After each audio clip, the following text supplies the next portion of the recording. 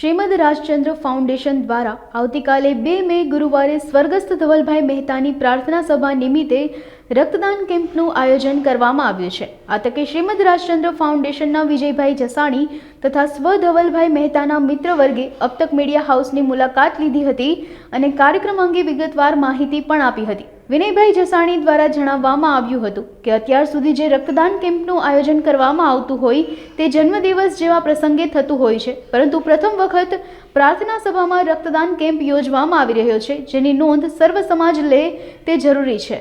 નમસ્કાર મિત્રો, વિનય જસાણી, શ્રીમદ રાજચંદ્ર ફાઉન્ડેશન। હમણાં તાજેતરમાં જ અમારા ધવલભાઈ મહેતા, રજનીકાંતભાઈ મહેતા, જેમનું 39 વર્ષે નાની વયે ખૂબ ઉત્સાહી, ખૂબ સેવાભાવિક, વિશાળ મિત્ર વર્તુળ ધરાવતા અને પ્રહલાદ જૈન યુવક મિત્ર મંડળ સાથે સંકળાયેલા, ખૂબ સેવા એમને આપેલી છે સમાજને, તો એમનું અવસાન થયું। બધા મિત્રોએ ભેગા થઈ અને ગઈકાલે જ રાત્રે જ નક્કી કર્યું કે નહીં, જવાવાળો જીવ વયો ગયો અને ખૂબ માનવ સુવાસ ફેલાવતો ગયો છે, તો એમની માનમાં આપણે એક રક્તદાન કેમ્પ સિવિલના લાભાર્થે ગોઠવીએ। મિત્રો, આપ સર્વે જાણો છો કે સૌરાષ્ટ્રમાં રાજકોટ મેડિકલ ક્ષેત્રે હબ બની ગયું છે। અત્યારે રાજકોટ સિવિલ હોસ્પિટલમાં દર મહિને હજારો દર્દીઓ આવે છે, જે એવા સાથે દર્દીઓ આવે છે ગ્રામ્ય વિસ્તારમાં એકની સાથે એક, કે જેનું કોઈ દર્દી એક સાથે એક આવે છે કોઈ હોય નહીં, તો એમને વિનામૂલ્યે રક્ત મળે એવા અમારા નમ્ર પ્રયાસ છે। તો મિત્રો, આપણે ઘણી વખત સાંભળીએ છીએ કે જન્મદિવસ નિમિત્તે રક્તદાન કેમ્પ રાખે છે, સ્મૃતિ રૂપે રક્તદાન કેમ્પ રાખે છે, પણ જો કોઈની પ્રાર્થના સભા દરમિયાન નિમિત્તે જો આવી રીતે રક્તદાન કેમ્પ, ભલે ફૂલ લઈને ફૂલની પાકડી 20, 25, 50, 100 બોટલ થાય, તો અત્યારે રાજકોટ સિવિલમાં એક તો અત્યારે 43-44 ડિગ્રી ઉનાળો, ભર ઉનાળો અને તમામ બ્લડ ગ્રુપની અછત છે, ત્યારે પણ જો આવી રક્તની બોટલ મળશે તો એક માનવ સુવાસ, ખરેખર જેને શ્રદ્ધાંજલિ આપવાની છે એ આપણે અર્પણ કરી શકશું। તો મિત્રો, સમાજને એક સારો આપણે બનાવવો છે, તો આવી રીતે તમે ચક્ષુદાન પણ જાગૃતતાથી કરાવી શકો છો। સ્કિન દાન પણ રાજકોટમાં 2 જગ્યાએ બેંક થઈ ગઈ છે, તો એને પણ સ્કિન બેંકમાં આપણે દાન કરાવી શકીએ છીએ। તો મિત્રો, આવો તમારા બધાના સાથ સહકારથી આવા સામાજિક સેવા કરી શકશું। એક ટૂંકમાં આપને એક નાનકડી જાણ કરી દઉં કે તમારા શરીરમાં 6000 ml રક્ત છે। 6000 ml માંથી માત્ર ને માત્ર 350 થી 450 ml રક્તદાન કરવાનું હોય છે, જે માત્ર 24 થી 48 કલાકમાં જ પરત જથ્થું બની જતું હોય છે। 21 દિવસે નવા સેલ આવતા હોય છે સતત। તો મિત્રો, જે નવું બ્લડ આવે છે ને 24 થી 48 કલાકમાં, એ કુદરતી પતલું આવે છે અને પગથી માંડી મગજ સુધી સર્ક્યુલર કરે છે। સૌપ્રથમ સ્ફૂર્તિ આપે છે, આપણે કોલેસ્ટ્રોલ મેન્ટેન કરે છે, બીપી મેન્ટેન કરે છે, આયર્ન તત્વ, લો તત્વ મેન્ટેન કરે છે, અને મિત્રો લેટેસ્ટ રિસર્ચ થયેલું છે કે કેન્સર જેવા નિયમિત રક્તદાતા હોય, કેન્સર જેવા મહારોગો નથી આવતા। તો મિત્રો, સ્વસ્થ વ્યક્તિએ અવશ્ય દર 3 મહિને અચૂક રક્તદાન કરવું જ જોઈએ। તમારા એક વ્યક્તિના રક્તદાનથી 3 વ્યક્તિને નવું જીવતદાન મળે છે। મિત્રો, આપણે કોઈને અમૂલ્ય ભેટ આપવા માંગતા હોઈએ છીએ, તો જિંદગીથી અમૂલ્ય ભેટ કઈ હોઈ શકે? તો તમે નવી જિંદગીનું દાન કરો છો। કોઈક 2 લાખ આપશે, કોઈક 5 લાખ આપશે, કોઈક 5 કરોડ રૂપિયા દાનમાં આપશે, તમે તો 3ને નવી જિંદગી આપો છો।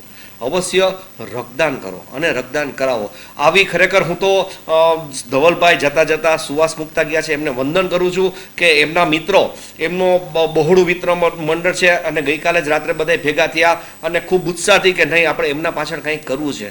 તો આજે ભલે જે બોટલ થઈ, સિવિલના લોકો એવા લોકોને જશે। હમણાંની જ એક વાત કરું, સિવિલનો દાખલો આપું તમને, એક નાનકડો દાખલો છે। એમડી વિભાગમાં ગ્રામ્ય વિસ્તારમાંથી એક દાદા આવ્યા 70 વર્ષના, એમના મિસિસ 65 વર્ષના, એમને HB હિમોગ્લોબિન 3% થઈ ગયું, એને 3 બોટલ ચડાવવાની હતી। ત્યાં એમડી વિભાગના ડૉક્ટરે કીધું હોય છે કે ભાઈ 3 બોટલની વ્યવસ્થા કરો। એ દાદા રિસર્ચ ડૉક્ટર સામે રડવા માંડ્યા કે હું બ્લડ ક્યાંથી કાઢું? ડૉક્ટર એમડી વિભાગમાંથી ફોન આવ્યો અને તાત્કાલિક ડોનરને લઈને ત્યાં જમા કરાવવું પડ્યું। તો આવી સ્થિતિ હોય છે। ક્યારેક મિત્રો, દર્દીઓને આવવા જવાના એ લોકોને રૂપિયા પણ ટિકિટના આપવા પડતા હોય છે। તો મિત્રો, આવી સ્થિતિ છે કે તમે પણ સર્વે જાણો છો કે સિવિલમાં કોણ આવશે? શારીરિક, માનસિક, આર્થિક નબળા જેનું કોઈ નથી તે સિવિલમાં આવશે। તો આવો, તમારા બધાના સાથ સહકારથી આ થશે, સેવાનું કાર્ય થશે। અને હું ખાસ અબતક ન્યૂઝ ચેનલવાળાનો ખાસ આભારી અને ઋણી છું, કારણ કે તેઓ છેવાડાના રક્તદાતાઓ સુધી માહિતી આપે છે, પ્રેરણાદાતા બને છે, માર્ગદર્શન આપે છે. સાથોસાથ ઉત્સાહથી જે પ્રહલાદ પોટ જૈન યુવક મિત્ર મંડળના તમામ મિત્રો આવ્યા છે એમને પણ હું ખરેખર આભાર અને ઋણી છું. આ વિસાશ્રી માળી કનક રોડ ઉપર છે.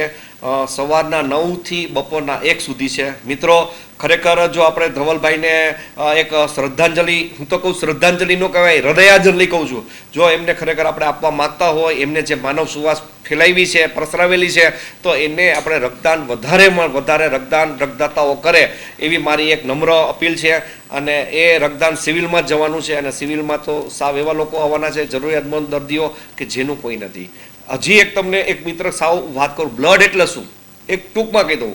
બ્લડ એટલે 70% પાણી છે, એમાં કુદરતે તરતા સેલ મૂક્યા છે. એ સેલ સતત રક્તવાહિનીઓમાં વહન કરે છે, શુદ્ધ ઓક્સિજન પહોંચાડે છે અને શક્તિ આપે છે, ઉર્જા આપે છે. આપણે 18 થી 62-65 વર્ષ સુધી જ રક્તદાન કરીએ છીએ. પછી આપણે તમને ખ્યાલ હોય તો વિટામિનની, પ્રોટીનની દવા લેવી પડે, ટેબ્લેટ. શું કામ કે નવા સેલ નથી બનતા. જ્યાં સુધી નવા સેલ બને છે ત્યાં સુધી, એટલે જ કહે છે કે દર 3 મહિને તમે જો નવું રક્તદાન કરો, નવું રક્ત આવશે તો એ કુદરતી પતલું આવશે અને ઉર્જા, ઇમ્યુનિટી પાવર વધારશે, તમારી હાર્ટની શક્તિ વધારશે, કાર્ય કરવાની ક્ષમતા વધારશે. તો રક્તદાન કરવાથી ઘણા ફાયદા છે મિત્રો. તો આપણે તો આપણા માટે 8 કલાક આપીએ છીએ, આપણા સમય માટે, પરિવાર માટે, પણ આપણે એવા લોકોને કંઈક નિસ્વાર્થ ભાવે આપવાનું છે કે જેનું કોઈ નથી. તો મિત્રો આવો, તમારા બધાના સાથ સહકારથી જ આ કાર્ય થશે. રક્તદાન અચૂક કરો અને કરાવો. ખૂબ ખૂબ આભાર. ભારત માતા કી જય. જય હિન્દ.